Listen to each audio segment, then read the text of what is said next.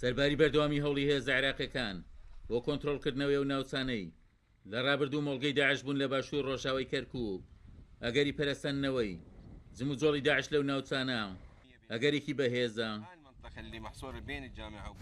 سەرکردەی هێزە عێراقیەکان ئاشکرای دەکەن جموجۆڵی تیرۆریستانی داعش لە ناوچەکانی باشوور ڕۆژاوای کەرکوک زیادی کردووە و دەشت لە نەرکی حکوومەتی عێراقا دۆخی ئەمنیە و ناوچانە بپارێزێت. يجب أن ننتبه لهذه النقطة الأمنية. پێویستە بە هۆشیاری ئەو مامەڵە لەگەڵ ڕەوشی ئەمنی پارێزگای کەرکوکدا بکرێت. بە بۆچوونی ئێمە مەترسی ئەمنیەکان بەردەوام دەبن تا ئەو کاتی کۆتایی بە تیرۆریستانی داعش دێت.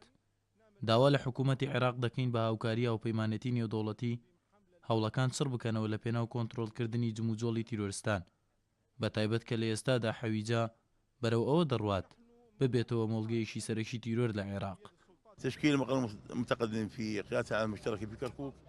پێکهێنانی ژووری هەمانگی ئەو بەش لە کەرکوک بۆ ئاراستەی هەنگاو دەنێت هەوڵی هەموو هێزانیەکان لە ژێر چای ئەو ژوورەدا کۆ بکاتەوە کە بۆ سەپاندنی سەروەری یاسا دامەزراوە.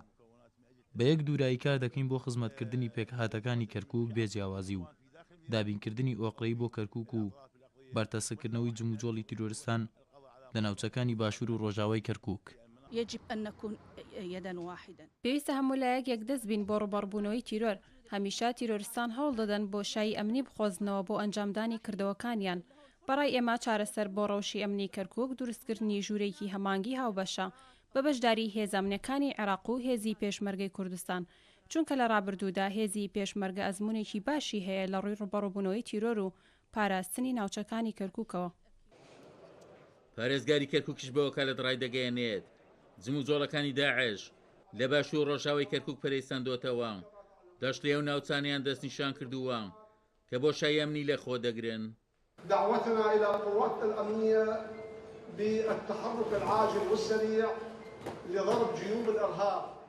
بانگەواز و داواکاری ئێمە بۆ هێز ئەمنیەکان ئەوەیە کە گورزی بەهێز لە تیرۆریستان بۆشێنن لە کاتێکدا تیرۆریستان بەردەوامن لە جموجۆڵەکانیان لەو ناوچانەی بۆشای ئەمنی بەخۆ دەبینین.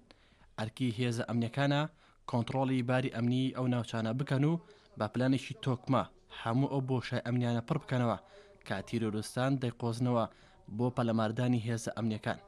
بە حکوومەتی عێراقشمان ڕاگەیاندووە ئەو ناوچانی بۆشای ئەمنیان تێدایە کوێن. پرسیارەکەش ئەوەیە کەرکوک دووان ناوچە بووە لێ عێراق کە لەلایەن هێزە ئەمنیەکان کۆنتڕۆڵ کراوە و کارێکی نادیارە ئەو تیرۆریستانەی لەم سنوورە بوون چیان لی هاتووە و بۆ کوێ چوونە. پێشتر بەرپرسانی کورد داوایان لە حکوومەتی عێراق کردووە ژوورێکی ئاوبەش لە کەرکوک دروست بکات. لە ئێستادا و ژوورە بەبێ پێشمەرگە دروست کراوە و هێزە عێراقیەکان لە زاری خۆیانەوە ڕای دەگەیەنن ئەو ژووری ئێستا لە کەرکوک هەیە توانای پاراستنی ناوچەکەی نییە. عومەر غەریب، کوردسات نیوز، کەرکوک.